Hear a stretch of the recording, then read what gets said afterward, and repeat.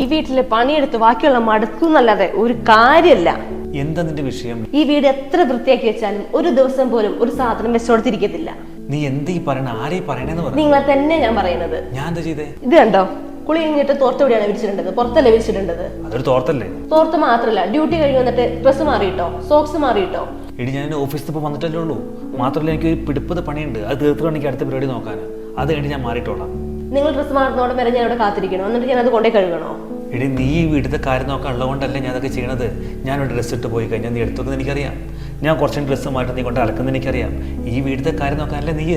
അപ്പൊ ഈ വീട്ടിൽ മുഴുവൻ ഉത്തരവാദിത്തം എനിക്കാണോ? എല്ലാം ഞാൻ ഒറ്റയ്ക്കാണോ ചെയ്യേണ്ടത്? പിന്നല്ലാതെ നീ നോക്കണം വീട്. ഒരു കുടുംബജീവിതമാകുമ്പോൾ ഭാര്യയ്ക്കും ഭർത്താവിനും തുല്യ ഉത്തരവാദിത്തമാണ്. ചിലപ്പം പാത്രം കഴുകേണ്ടി വരും, അലക്കേണ്ടി വരും, ഫുഡ് ഉണ്ടാക്കേണ്ടി വരും. എല്ലാ കാര്യങ്ങളും രണ്ടുപേരും തുല്യമായിട്ടാണ് ചെയ്യേണ്ടത്. അപ്പൊ നീ പറഞ്ഞു വരുന്നത് ഒരു വീട്ടിലത്തെ എല്ലാ കാര്യങ്ങളും അല്ലെങ്കിൽ ഒരു വീട്ടിൽ എന്ത് ജോലി ഉണ്ടെങ്കിലും ഭാര്യയും ഭർത്താവും ഒരുമിച്ച് ചെയ്യണമെന്നാണ്. ആ, അങ്ങനെ തന്നെയാണ്. ഇപ്പൊ എന്ത് പണി ഇവിടെ ബാക്കിയുള്ളത്? ഇനി ഇവിടെ അടിച്ചു വരാനുണ്ട്, തുടയ്ക്കാനുണ്ട്, ഫുഡും വെക്കാനുണ്ട്. ഇത് മൂന്നുള്ളൂ. അത് ഞാൻ ചെയ്ത ഇവിടുത്തെ പ്രശ്നം കഴിഞ്ഞു. അപ്പൊ ഒരു കാര്യം ചെയ്യേ, ഞാൻ ഇവിടെ ഒരു പകുതി പണി ചെയ്ത് വെച്ചിട്ടുണ്ട്. നീ ഇവിടെ വാ, നീ ഇവിടേക്ക് ഇരിക്കും. നീ ചെയ്യാനുള്ള പകുതി പണി ഞാൻ ചെയ്തോളാം. നീ അടിച്ചു വാരും, തുടയ്ക്കും, ഫുഡും വെച്ചോളാം.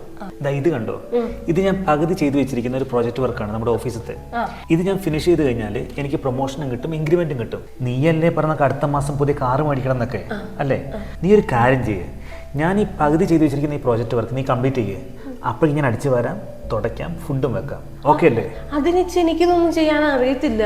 അല്ല, നീയല്ലേ പറഞ്ഞത് ഭാര്യയും ഭർത്താവും പകുതിയും പകുതിയും ചെയ്യണം, ഈക്വൽ ഉത്തരവാദിത്തം നീ പറഞ്ഞില്ലേ? അതെ, ഞാൻ പറഞ്ഞു. അപ്പൊ നീ ഒരു കാര്യം നീ ചെയ്തോ, ഞാൻ പോയിട്ട് വരാം. ഇവിടെ ഇരിക്കേ, ഇവിടെ ഇരിക്കേ.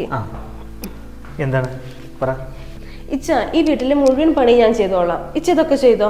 ഓ, മനസ്സിലായി. നീ ഇവിടെ വാ, ഇവിടെ വാ, ഇവിടെ വാ. ഇപ്പോഴത്തെ പെമ്പിള്ളേർക്ക് നാട്ടുകാർക്ക് ഒരു വിചാരമുണ്ട്, ആണുങ്ങൾ വെറുതെ ഇരിക്കുകയാണ്, അവർക്ക് പണിയൊന്നുമില്ല, വീട്ടിൽ വന്നു പറഞ്ഞ പെണ്ണുങ്ങൾ സഹായിക്കണം, അങ്ങനെ ഒരു തോന്നലുണ്ട്. ഈ ആണുങ്ങൾ ആരും സഹായിക്കുന്നു പറ?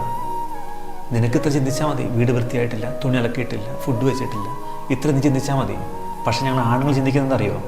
EMI അടിച്ചിട്ടില്ല, ഓഫീസിലെ പ്രഷർ, വർക്ക് തീർന്നിട്ടില്ല, നിങ്ങൾക്ക് ഡ്രസ്സ്, മരുന്ന്, ഫുഡ്, പച്ചക്കറി എന്ന് വേണ്ട എല്ലാം ഞങ്ങളുടെ തലയിലാണ്.